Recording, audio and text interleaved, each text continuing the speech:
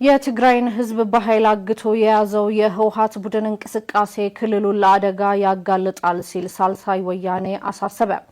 የህወሓት ቡድን በትግራይ የቀሩትን የተቃውሞ ድምጾችን ለማጥፋት እየተንቀሳቀሰ ነው ሲል ሳልሳይ ወያኔ ትግራይ ባወጣው መግለጫ ወቅሷል።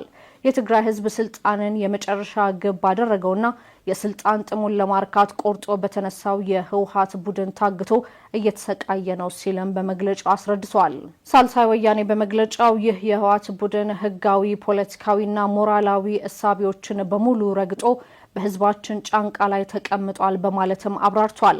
ይህን ህዝባችን ያልተቀበለው ዓለም አቀፍ ማህበረሰብ ውድቅ ያደረገውና የትግራይ የፖለቲካ ኃይሎች የተቃወሙትን ህገወጥ አካሄድ ስልጣንን በኃይል የያዘ ቡድን አጠናክሮ ቀጥሎበታል በማለትም ኮንኗል። በተጨማሪም የህወሓት ቡድን ህልውና በሌለው ምክር ቤት የተለያዩ ውሳኔዎችን አሳልፎ ፕሬዝዳንት ያለውን አካል መርጧል ያለው መግለጫው ይህ በጉልበት ስልጣንን የተቆጣጠረው ኃይል ቀጣይ ስራው የቀሩ የተቃውሞ ድምጾችን መዝጋት መሆኑንም ተረድተናል ሲልም ተችቷል።